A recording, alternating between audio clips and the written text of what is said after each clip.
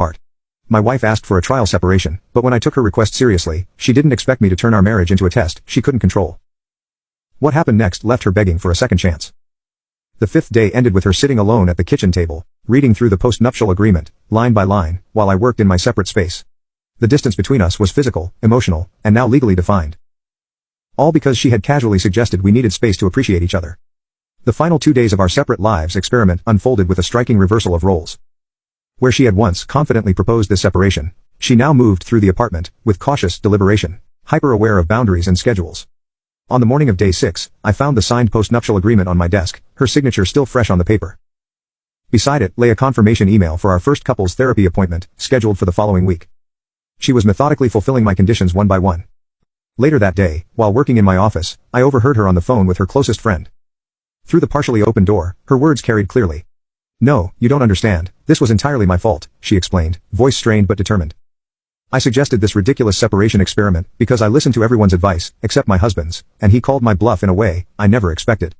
A pause as she listened to the friend's response. "No, he's not being cruel. He's showing me exactly what I asked for, what life would actually be like if we separated. And it's nothing like the empowering experience everyone described." Another pause. "The truth is I nearly destroyed my marriage because I was bored and listened to divorced friends who projected their failures onto my relationship. I'm lucky he's willing to rebuild it all." I quietly closed my office door, giving her privacy to continue these difficult conversations. This public accountability hadn't been performative. She was genuinely taking responsibility. It was the first step toward rebuilding trust. That evening, we shared the common area for the first time since the experiment began, though still maintaining a respectful distance.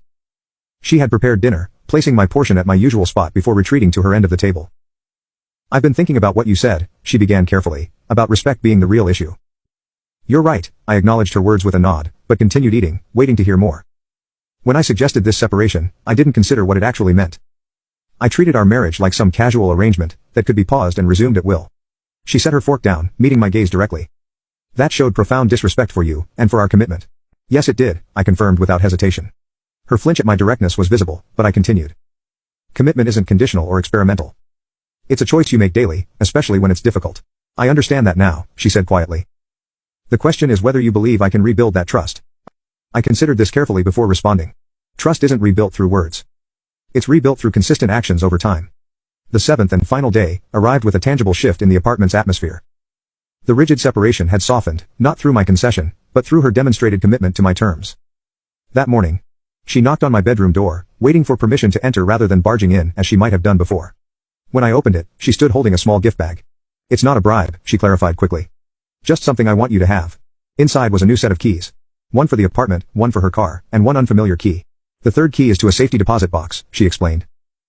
"I've placed copies of our important documents there, including the post-nuptial agreement. It's my way of showing I'm committed to the new boundaries we've established." The thoughtfulness of this gesture wasn't lost on me.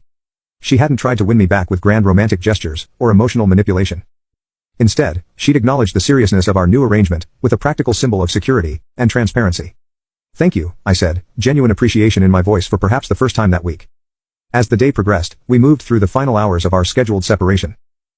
The experiment that had begun with her casual suggestion had transformed into a fundamental restructuring of our relationship's power dynamic. By evening, we sat in the living room, the schedule officially complete. 7 days had passed since she had proposed living separate lives to reassess our relationship. "The experiment ends tonight," I stated, setting my glass down. "What have you learned from it?" She took a deep breath before answering.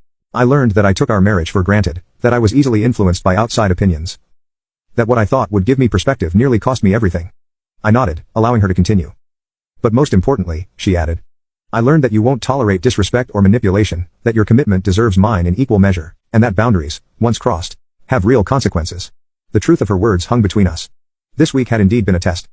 Not the one she had intended, but perhaps the one our marriage needed. "So, what happens now?" she asked, vulnerability evident in her voice. "Now," I replied deliberately, "we rebuild with new rules, clear boundaries, and mutual respect. The guest room remains yours, until I feel the trust has been sufficiently restored." She accepted this without protest.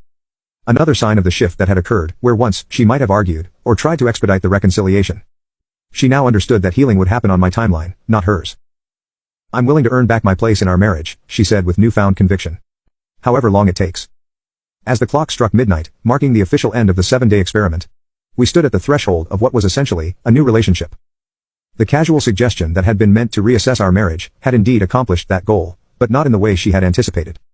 She had wanted space to evaluate whether she truly valued our marriage. Instead, she discovered exactly what she stood to lose. And I had reclaimed my power, by refusing to be an unwilling participant in her test. Day 7 complete, I said, standing to retire to my room. Now the real work begins. The experiment was over, but its effects would endure. In trying to test our relationship, she had permanently altered it. Hopefully, in the end, for the better. Our story has come to an end. If you've made it this far, how about dropping like?